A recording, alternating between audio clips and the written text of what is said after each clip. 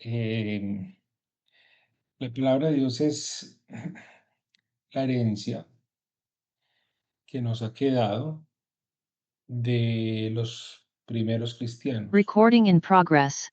de los apóstoles de Jesucristo, el cual se fue consolidando de manera en tradición oral y luego se estipuló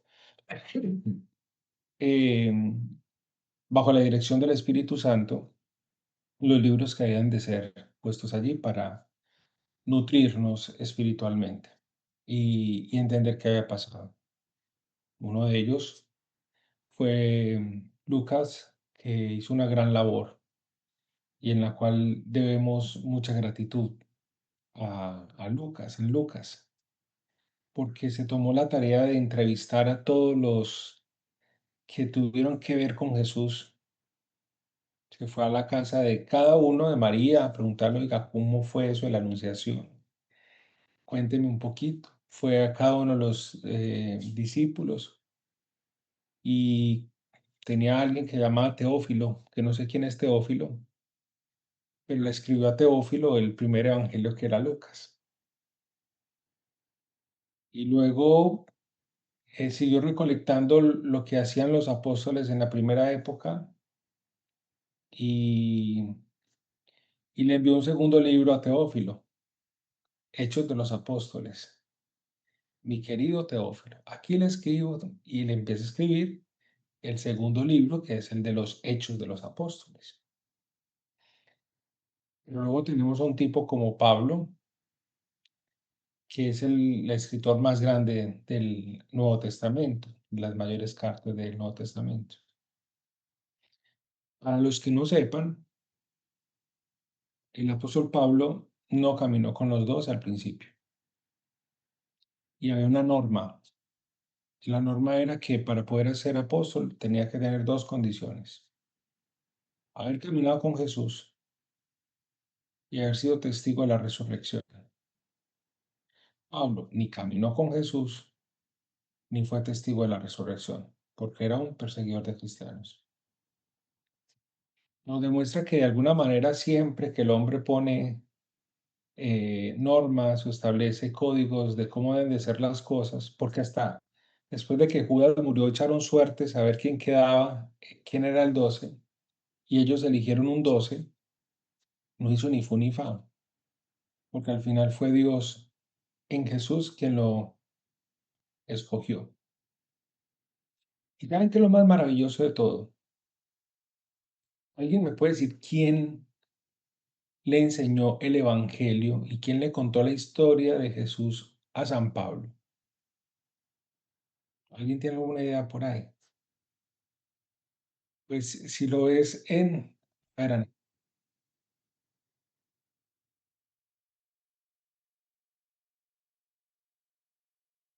ahí ese fue el encuentro, pero después durante 3 años en el desierto, Jesús se los lleva y le habla todo el Evangelio. Mentiras, Jaime, ¿eso dónde está? ¿Cómo así? ¿Cómo así que Jesús se lo llevó 3 años? ¿Eso dónde lo dice? Vaya para Gálatas, en el capítulo 1, y usted va a ver el saludo de Pablo. Imagínense a Pablo saludando en una carta. Pablo, apóstol, no por designación de los hombres, ni por mediación humana alguna, sino por Jesucristo y Dios Padre que le resucitó entre los muertos. Y todos los hermanos que conmigo están en la iglesia de Galacia. Pero si sigues más adelantico, am, versículo 11, capítulo 1, versículo 11. Porque quiero que sepáis, hermanos, que el evangelio anunciado por mí no es orden humano, pues yo no lo recibí ni aprendí de hombre alguno, sino por revelación de Jesucristo.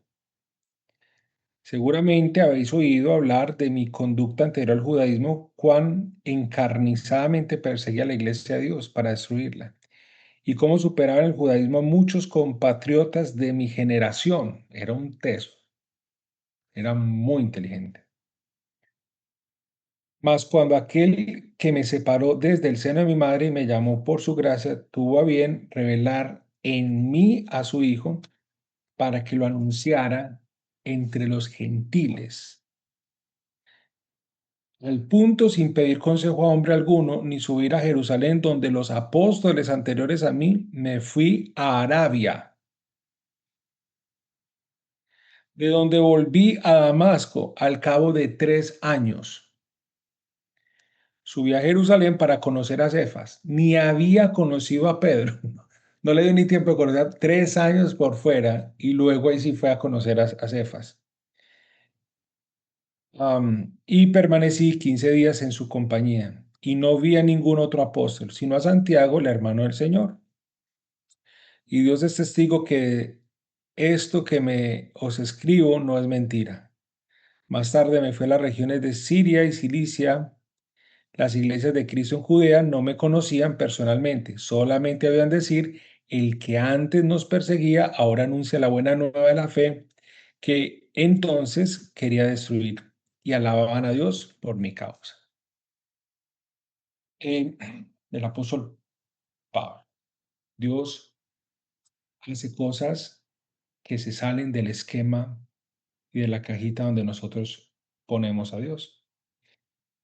Pero hoy quiero compartirles lo que un elemento importante que tiene que ver, digamos, con lo que hacemos y tiene que ver con la libertad, el principio de la libertad en San Pablo y un principio importantísimo a la hora de evangelizar y hacer lo que hacemos. ¿Por qué? Porque de alguna manera al ser humano le interesa de época en época eh, esclavizar a otras personas. Hay múltiples formas de esclavizar. ¿Y por qué se esclavizan? Porque de alguna manera hay una tendencia maligna en el hombre a tener poder y control y lograr que otros cumplan o trabajen para un beneficio personal. Lo hablamos en la política, en las empresas, en todo esto, ¿cierto? Y nosotros mismos nos hemos hecho esclavos, término doulo, servidor, por Cristo, para Cristo, ¿cierto? Y si inclusive fuéramos esclavos de un ser humano, se nos dice en Efesios de que, que sirvamos a nuestros amos como sirviéramos a Cristo mismo, ¿cierto?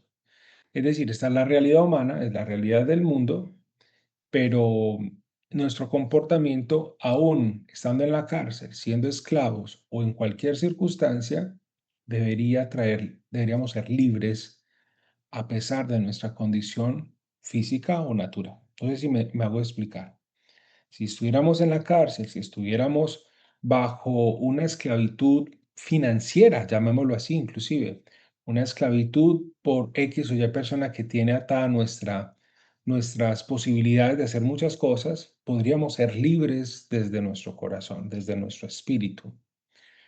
Entonces quiero, inclusive en términos de la fe, porque en su tiempo Jesús, si ustedes se dan cuenta, Jesús tuvo muchos problemas con un grupo de personas y ese grupo de personas no eran los pecadores.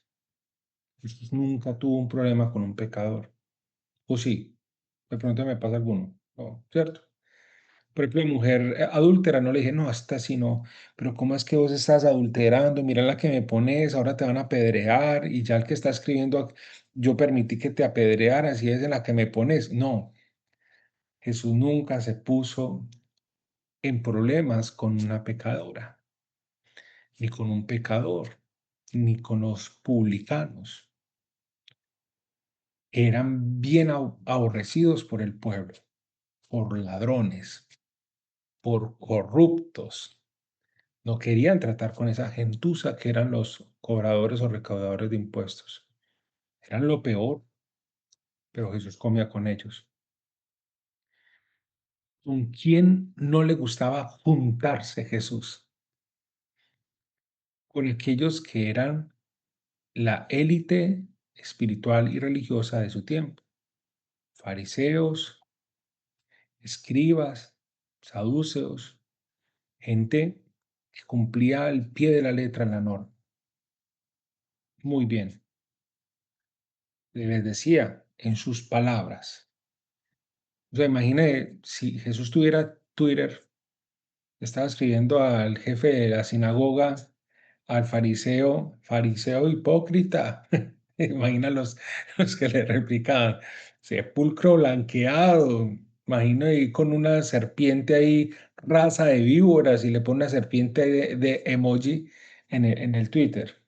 Ustedes ponen cargas más pesadas de los que ellos, de los que la gente puede soportar. Ni ustedes mismos hacen ese tipo de cosas. San Pablo comprende muy bien este principio y lo va a poner aquí.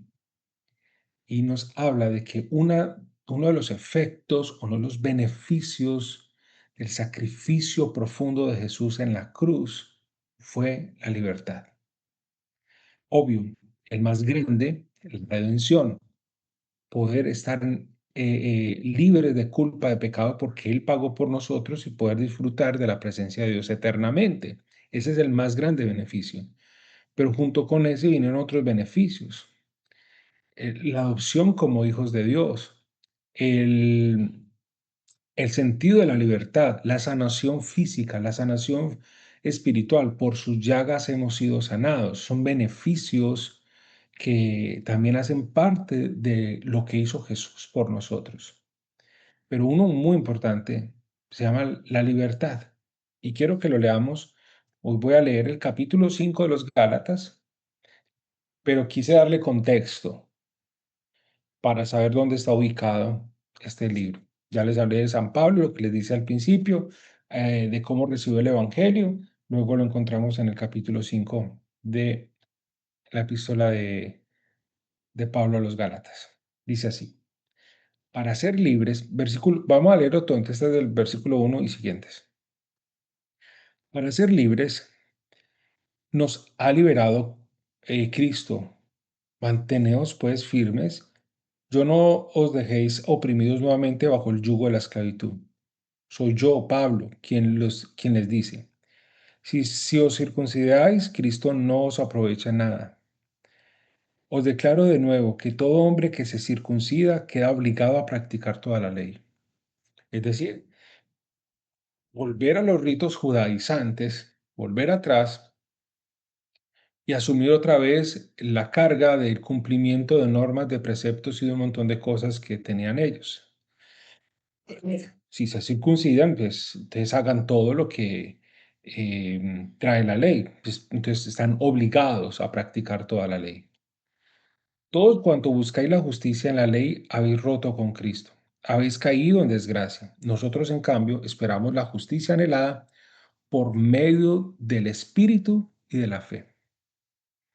Porque si pertenecemos a Cristo Jesús, ni la circuncisión ni la incircuncisión tiene eficacia.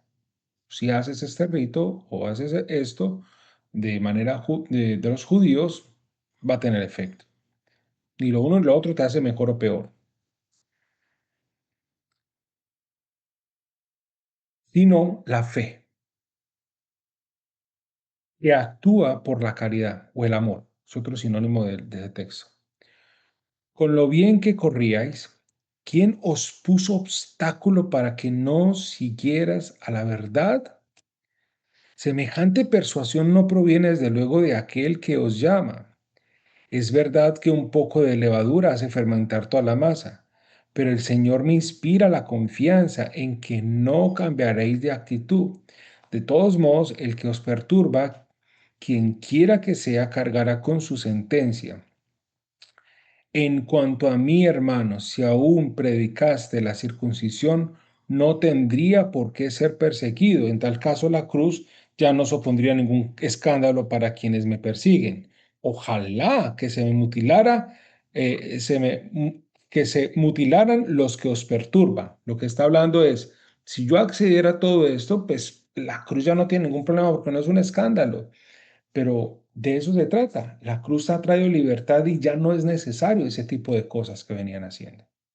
Vosotros, hermanos, habéis sido llamados a la libertad, pero no tomen de esa libertad el pretexto para la carne. Antes, al contrario, sírvanse unos a otros por amor, pues toda la ley alcanza su plenitud en un solo concepto. Toda la ley, todo lo que hay que hacer, toda esa fatiga de cumplimiento de cosas que ponían los judíos, que ponían los fariseos. Amarás a tu prójimo como a ti mismo. Entonces, cuidado, pues si andáis mordiéndose y devorándose unos a otros, vais a acabar destruyéndose mutuamente.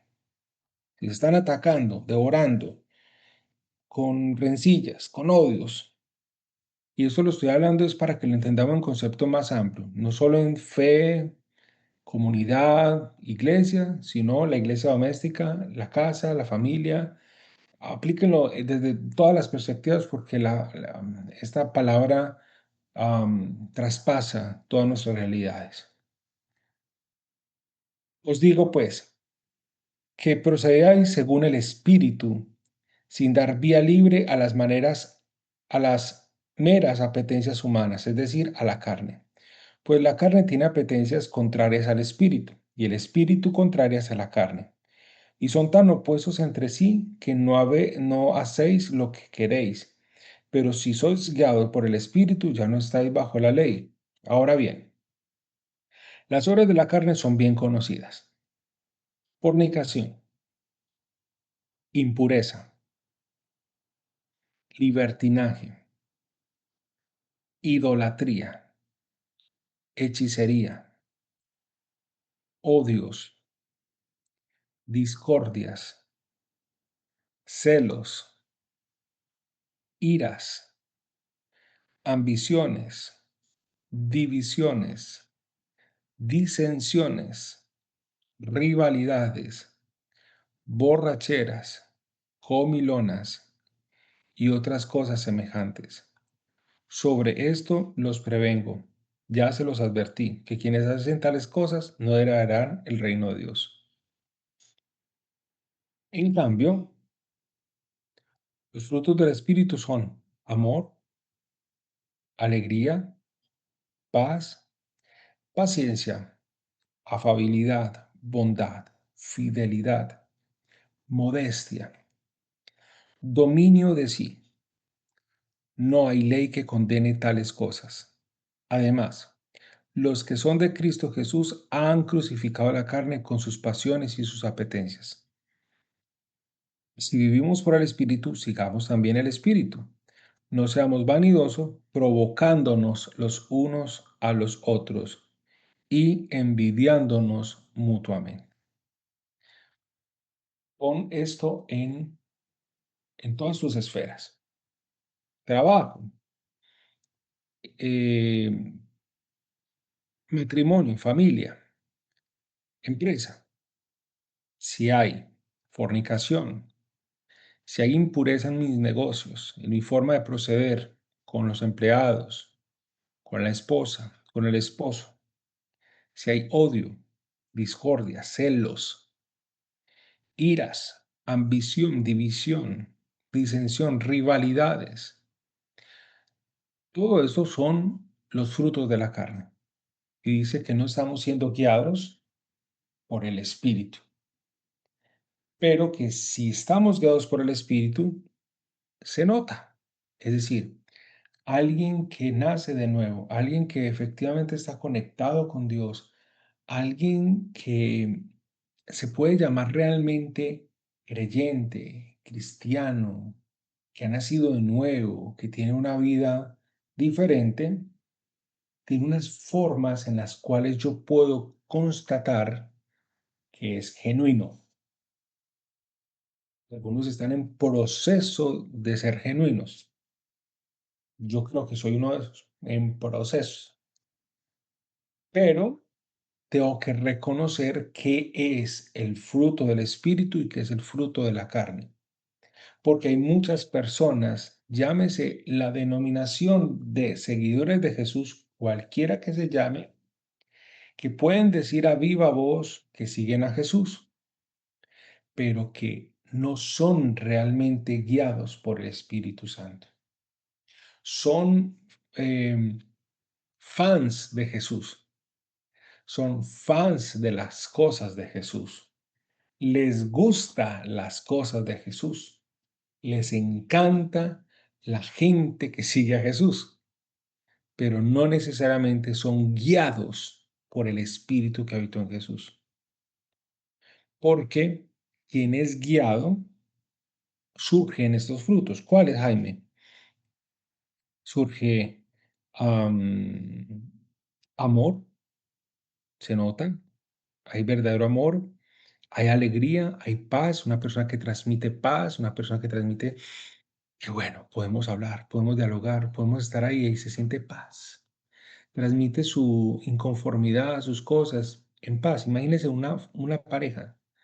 Pueden dialogar, pueden estar en desacuerdo en cosas, pero hay amor, hay alegría, am, paciencia, afabilidad, que es amabilidad, fácilmente amable, que se puede amar, bondad, fidelidad, modestia, prudencia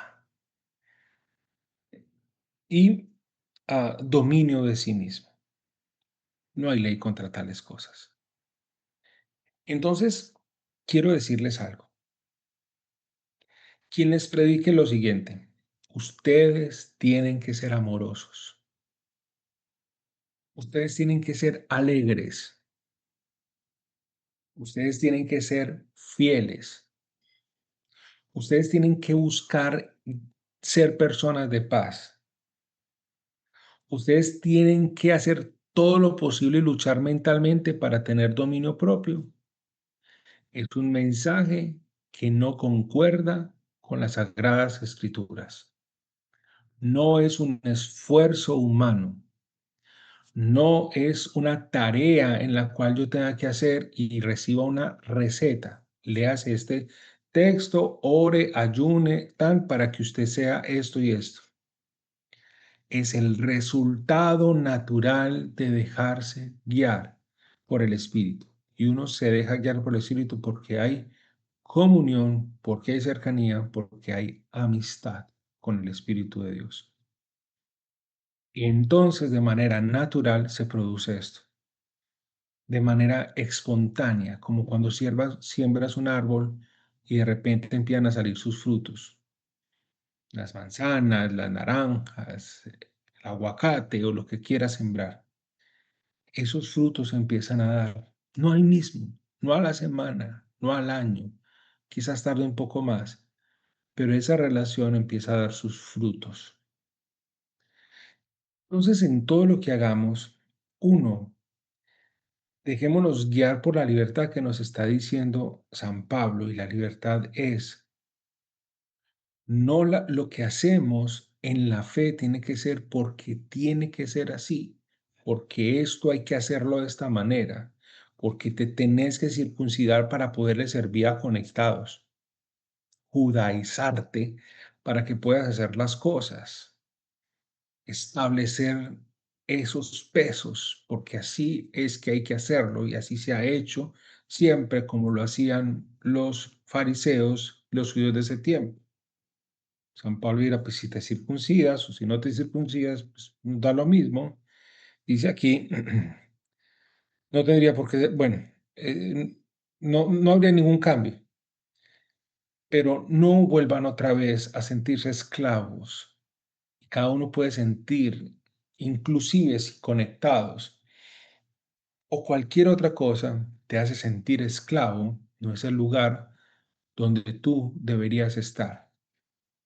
O cualquier experiencia humana donde sientes que la fe se te impone como una forma de esclavitud, no es el lugar. Porque ¿para qué nos hizo Cristo libres si no actuamos como personas libres? Pero nos clarifica. No vayan a ser como esos otros que en pro de la libertad dicen que ya pueden pecar, pueden hacer de todo, sino que la libertad no fue hecha para las apetencias de la carne, sino para efectivamente caminar con el Espíritu y hacer que esos frutos estén en nosotros. Porque cuando los servidores de conectados pueden transparentar esta realidad, ser guiados por el Espíritu y dar estos frutos, cuando atienden a personas, cuando están con parejas, cuando están en esos momentos, dan amor, afabilidad, esperanza, paz, benignidad y todos los frutos del Espíritu Santo. Y este tema termina contagiando a otros. Y las familias y las parejas empiezan a producir paz, paciencia, amor, afabilidad y todo esto, que es al fin lo que quisiéramos producir en un matrimonio. Esos frutos que vemos en este momento. Un matrimonio sano es un matrimonio que puede reflejar estos frutos y que sus hijos pueden comer del fruto del Espíritu Santo en las familias. Amor, alegría, paz, paciencia, afabilidad, bondad, fidelidad, modestia, dominio propio, dominio de sí mismo. Entonces, que esta palabra no se nos convierta a nosotros como en un deber ser, sino una búsqueda y un encuentro con el Espíritu de Dios, con el Espíritu Santo, para que genuinamente, creyendo en lo que dice su palabra, se geste no por un esfuerzo psicológico mental, sino por una reacción natural ante el encuentro con Dios. Cuando las semillas se siembran en el terreno, no hay un esfuerzo de la semilla por crecer, ni de la tierra por hacer que crezca. Una buena tierra con buen fertilizante y una buena semilla con todo el potencial de crecimiento reaccionan de manera natural al crecimiento y los frutos se van a dar en las condiciones en que están. Entonces, el llamado hoy misional es que quien es el que nos envía, inclusive al desierto, como lo hizo con Jesús, a la obra, a misionar o a hacer cualquier cosa, es el Espíritu de Dios. Tener un encuentro con el Espíritu Santo, ser guiados por el Espíritu Santo te da libertad. Te lleva inclusive a sentirte incómodo cuando sientes que las cosas no se están dando como el Señor quiere y te trae libertad para que así empieces a dar esos frutos. Y también te pone un medidor. Cuando hay celos, rivalidad, rencillas, disensión y el resto de las cosas que dice ahí, tú dices, este fruto no viene de Dios. Y es el medidor de aceite tuyo en este camino, en ese transitar de la evangelización, del reino de los cielos y de la salvación. Bueno, no sé si hay un eco. ¿Alguien quiere decir algo? ¿Alguien quiere preguntar? ¿O alguien quiere aportar algo que am, hayamos hablado en esta hora? Una reflexión cortica.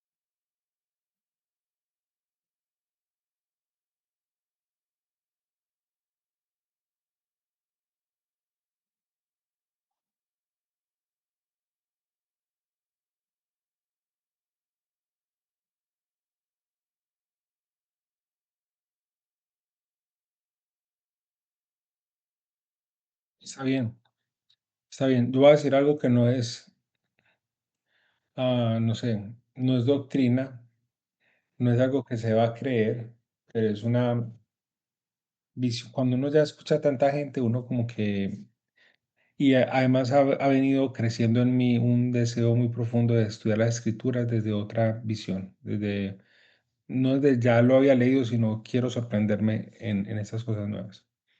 A ver, para mí, am, un joven no puede pensar como sus padres, porque sus padres vieron un proceso de conversión que ellos no han vivido.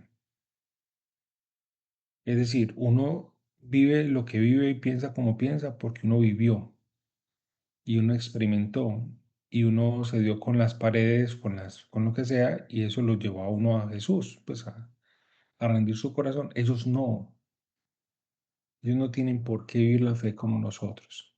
Yo he visto como muchos imponen la fe a sus hijos, pero si les va bien, se van a comportar bien y se van a comportar juiciositos en la fe, pero eso no significa un encuentro con Dios.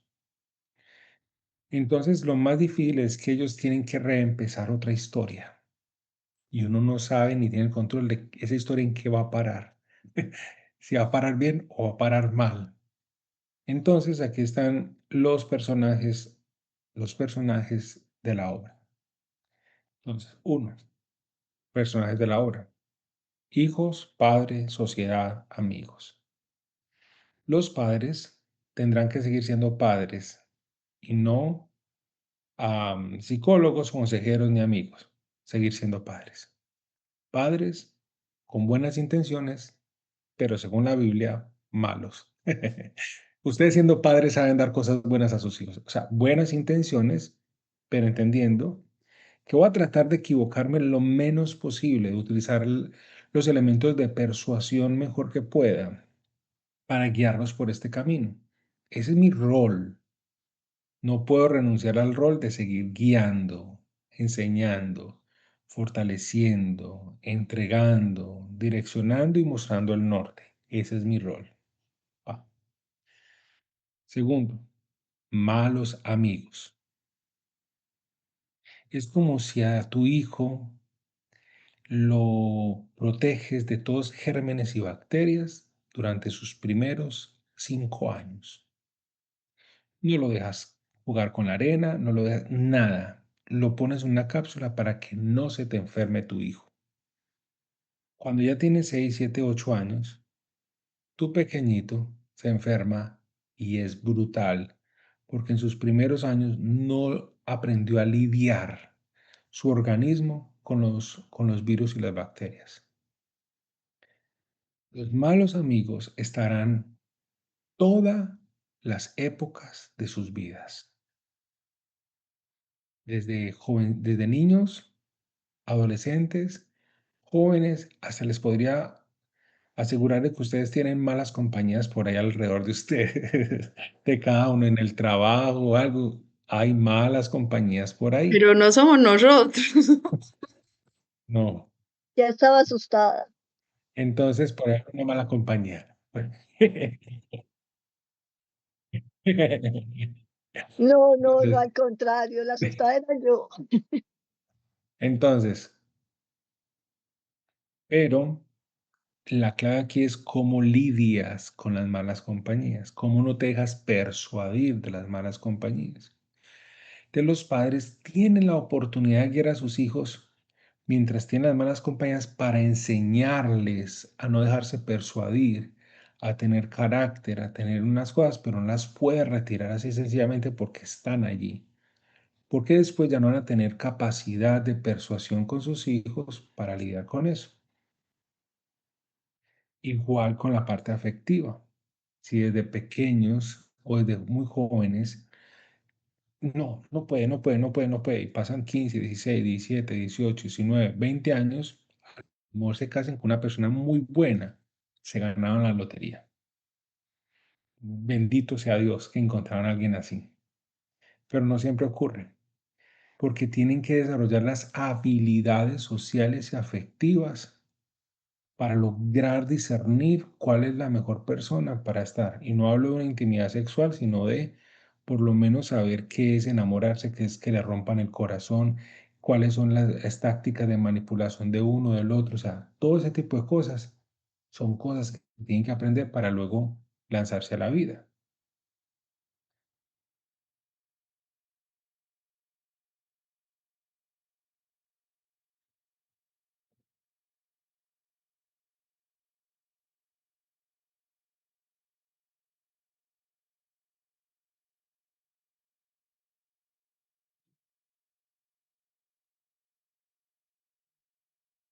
Sí,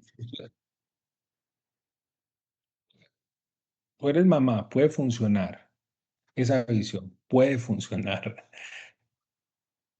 La pregunta es que históricamente, la pregunta es que históricamente y tradicionalmente, por ejemplo, la Virgen María estaba comprometida a los 15 años. Ah, ok. En esos tiempos, ok. Entonces, si son otros tiempos, en ese tiempo hay más libertad. Y en otros tiempos, sí, pero correcto, pero en ese tiempo hay más libertades. Y en ese tiempo habían más restricciones, pero se casaban más temprano. Lo que digo es no ser laxos, o sea, los papás tienen que ser papás y deben de apretar y soltar, pero hay que entender lo difícil que es navegar en los tiempos presentes y no coartar la capacidad de ellos de aprender socialmente, porque si no, cuando crecen van a estrellarse. Quiero que me entiendan, no estoy siendo laxo, pero tampoco me estoy yendo a ser muy estricto. Es que esto es como un balance, es una suerte de destrezas que el padre nunca aprendió, pero que hay que desarrollar. Por eso es tan difícil. Y lo otro es que obviamente el contexto es fundamental.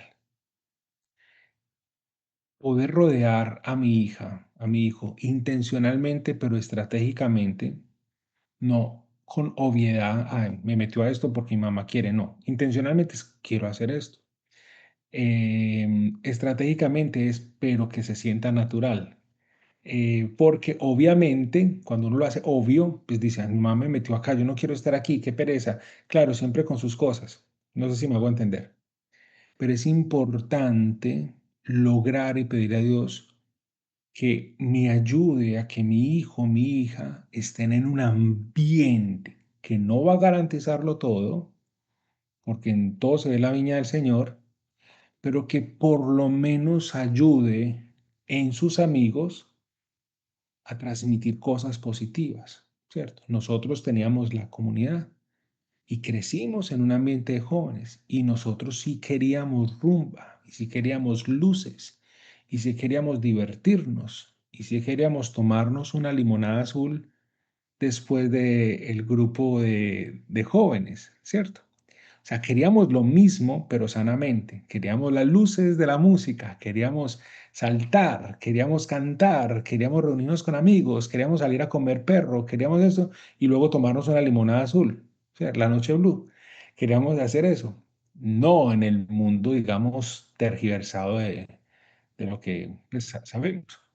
Entonces, sí es lo mismo, pero desde otro contexto. ¿Cierto? Un contexto que nos proveía en que todos estábamos buscando a Dios y todos retroalimentábamos la búsqueda y el reto a buscar cosas mejores. Pero ustedes lo saben bien, aún dentro de ese contexto de Dios, dígame si no, habían personas con una intencionalidad mala dentro del grupo, que también se encuentran, ¿cierto? Y había que estar muy con ojos abiertos. Entonces es eso. Gracias por desahogarte, pero sí quería transmitir esto a los padres porque es una labor muy difícil y como dice San Pablo, no es que yo lo haya logrado, pero prosigo firme con la mirada hacia la meta. Amigo, quiero complementar eso, contarles algo que también estamos pasando con Jerónimo. Este fin de semana estuvimos en una feria se llama la Feria de Comercio Digital de EFIS. Y en esa feria, ella lo que dice Paula, ¿qué dice Paula en el chat? Mm, dice Paula, necesitaba escuchar eso, pero llegamos tarde. Creo que lo de Jaime. Eso no están grabando, alguien lo está grabando, no, yo por ahí escuché recording in progress o no sé qué. Ya, Está grabando. Sí. ah, súper, luego se lo enviamos.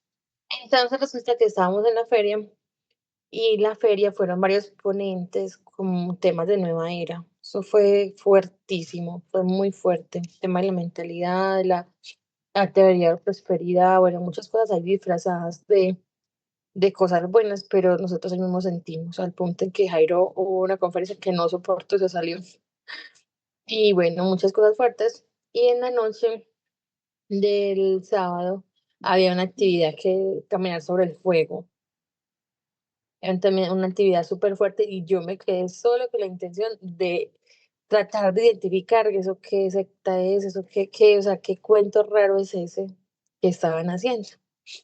Lo charro fue que nosotros dijimos, no, nosotros estamos aparte de Jerónimo y de la novia, al otro extremo.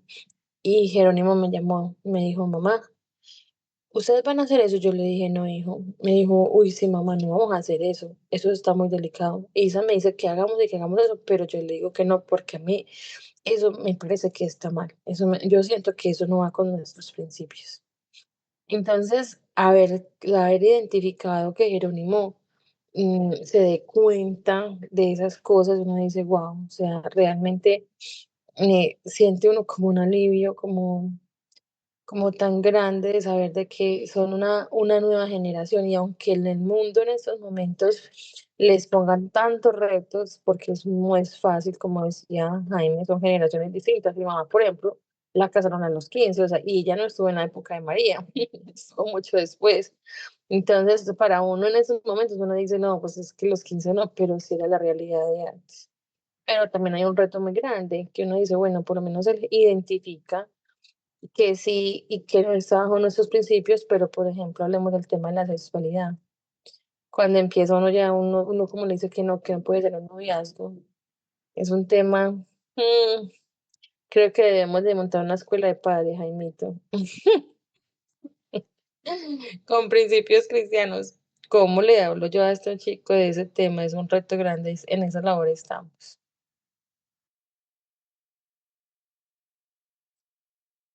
¿No me escuchan? Así es, sí, te escuchamos, fuerte y claro.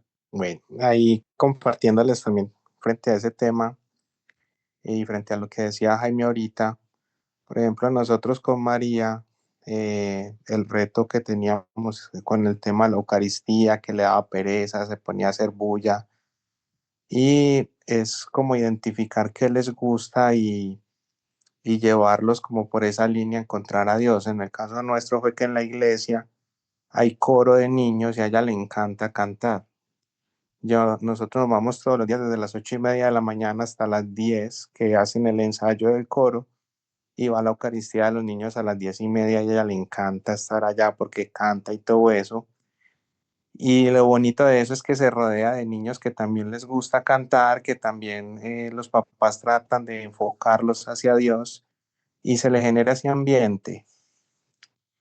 Y las bases de la casa son fundamentales y es creer que el Señor actúa en esas bases. Por ejemplo, nosotros no celebramos Halloween y la niña el 31 de octubre, pues todos sus amiguitos disfrazados y todo eso. Y cuando le dan confites con calaveras o cosas así, ella me los entrega y me dice, ¿cierto, papá, que a nosotros no nos gusta esto? Y yo, no, mi amor, es que entonces los botamos. Y yo, pues si quieres, y va y los bota. Pero eso es parte de las bases porque yo no la obligo. Yo simplemente le expreso, mi amor, eso a mí no me gusta. ¿Por qué, papá? Por esto y esto y esto. Ah, bueno, papá, pero no la obligo a que no lo haga ni nada de eso, sino que poco a poco con las bases y con la oración y con creer que Dios es el que está actuando, se va dando eso. Porque cuando hay presión, hay repulsa. Entonces con María lo que hacemos es tratar de identificar qué le gusta y buscar desde Dios cómo rodearla de eso que le gusta. Y eso ayuda a que su entorno esté como en favor de eso.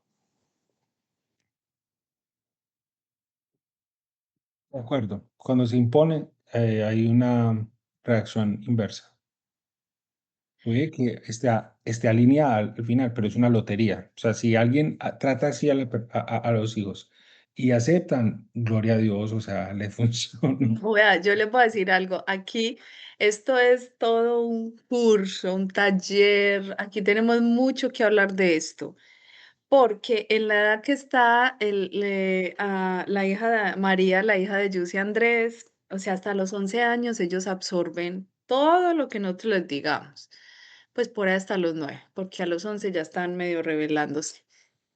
Pero de ahí para allá nosotros acompañamos. O sea, si nosotros ahí ya sembramos lo que vamos a sembrar, de ahí en adelante es un acompañamiento, porque la idea no es imponer, pero a veces, como dice Anita, uno se siente entre la espada y la pared, que a veces le gusta esto. Obviamente hay que tener principios claros, límites claros, hay cosas que uno le provoca decir, bueno, no, así esto, porque en realidad es complejo. Pero esto es una tarea, ¿saben? Para mí, compañeros, ¿qué es lo más difícil de ser mamá? Lo más difícil de ser mamá es justo esto que estamos hablando, es saber que ellos tienen que crecer y que yo no me puedo meter en estas épocas que son más difíciles, entiéndase, a imponerles y a demostrarles por dónde es que es, ¿cierto? Entonces, después de estas edades, aquí no es sino el liderazgo por influencia, no por imposición. El liderazgo por influencia que tú hayas generado con él o con ella y pura oración al 100, puro testimonio al 100. Y obviamente uno les da consejos, los guía una cosa y la otra, pero ellos al final son los que toman la decisión y nosotros tenemos que acompañarlos, o sea, eso es lo que me parece más duro, que uno los tiene que acompañar quizás por ese camino, inclusive desvivir y de sentir cosas que uno dice, pero es que eso se veía venir, es que yo lo sabía, es que Dios me lo reveló, es que mil cosas, pero si hay que pasar por varios procesos, habrá que pasar por varios procesos. Y es más duro todavía para los que tenemos conocimiento de Dios. Y es más duro todavía los que tenemos conocimiento de las ciencias sociales humanas, de la palabra de Dios, donde uno sabe la cantidad de cosas que no deberíamos de irnos metiendo por ahí, de que no se deben de meter por ahí, de que no. Pero ahí está el amor y las cosas no tienen que ser tan perfectas como nosotros queremos. Tenemos que estar ahí presentes y el amor, como dice la palabra, cubre multitud de pecados y hace mil cosas y transforma y hace mil cosas. Esto aquí nos da para hablar toda la noche, compañeros. Yo sé que ya varios necesitan ir a acostarse, pero quería dejar esto aquí así abierto porque los abrazamos a todos. Los jueves que estamos orando también por todos los hijos y todo, o sea, lo que esto significa es algo muy teso. Y también todo lo que hoy a Jaime ha hablado para poder hacer esta labor misional. Bueno, yo creo que ya vamos terminando. Si quieren, no sé si Luis quiere decir algo para lo de las cajas esta semana, algún anuncio. Y bueno, estamos ya organizando los equipos. Si Lina quiere decir algo. Pero chicos, la verdad, nuestra labor como padres es batallar por ellos, darles buen testimonio y darles pues, las indicaciones que tenemos que darles, pero el cuento es lo ideal, no imponer, lo ideal, no prohibir, lo ideal, pero a veces es tan difícil, entonces nos toca, vean, tire y afloje, porque no podemos apretar mucho porque los chicos se salen intentando suicidar. Hay que tener mucho cuidado con todas esas cosas, o sea, hay que ir así, mire, así, para allá y para acá, aflojando y apretando, entendiendo muchas cosas de este proceso. Luis, ¿quieres decir algo de lo de las cajas y todo eso? No se pierda la segunda parte, el Sí. otro el otro Marzo, el cuento de misioneros continuará el gran tema. Creo que lo necesitamos todos. Aprovecho para pedirles oración por mi sobrino, Juan Fernando Rea Álvarez, una etapa muy difícil. Él tuvo que regresar de Dinamarca, donde estaba jugando fútbol. porque se lesionó el dedito chiquito del pie izquierdo. Entonces dice que no quiere volver a jugar fútbol, que no se quiere cuidar porque ya siente miedo de volverse a lesionar. Está muy desubicado, mucho. Entonces les pido enormemente como oración por él. Y en cuanto a las cajas, este fin de semana vamos a armarlas. Ya hoy estuvimos gestionando con Lina para las fotos, con Mabel las impresiones, con Meli. Entonces nos habían dicho Santi Yese y también don Alberto que van a venir a organizarnos. Yo les escribo por el interno a ver a qué hora nos encontramos, pero ya estamos en esa gran misión de las cajas, de conseguir los pocillos, de todo ese tema. No nos falta sino una parejita, la de Giovanni, que me envió como ahora un audio y no lo alcancé a escuchar, porque si la parejita de Giovanni no se va a inscribir, quiere decir que hay un cupo disponible. Mabel me había preguntado como de algo, le voy a escribir.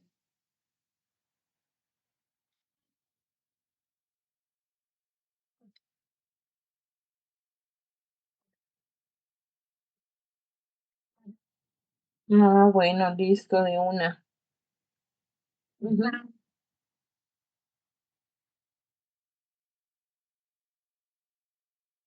Listo. Me hizo orar mucho entonces para esta semana el tema de la armada de todas estas cajas. Y bueno, muchas gracias, compañeros. Bueno, amigos, también por aquí yo les quiero recordar cómo quedamos entonces, como la estructura de los equipos. Estamos en facilitadores, sería Paula y Jaime, Luisa y Jairo, Yusi y Andrés, Paula y Beyman, y Juan y yo.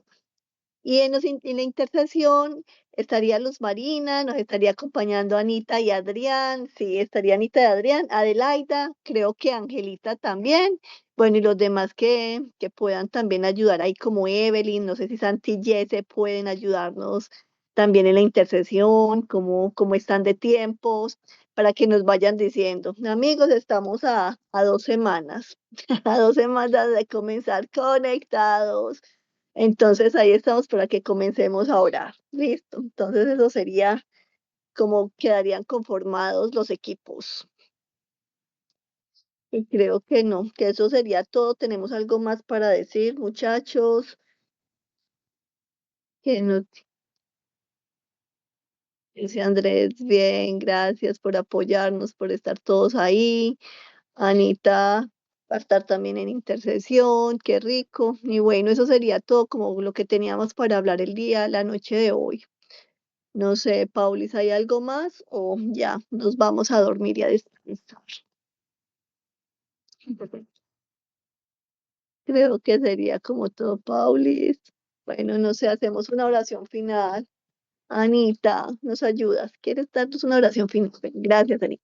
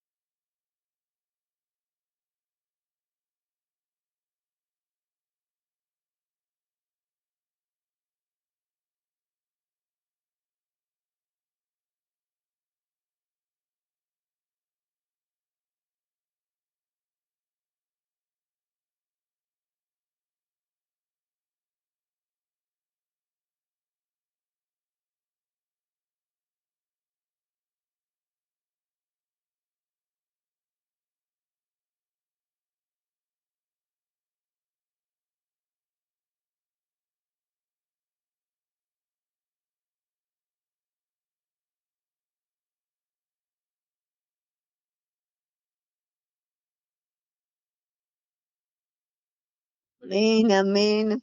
Bueno, amigos, entonces nos vemos dentro de una semanita para que ya estemos como combinando. Bendiciones, feliz noche. Bendiciones, chao para todos. El jueves, Chao. el jueves a las 5 de la mañana. Feliz noche para todos. Chao.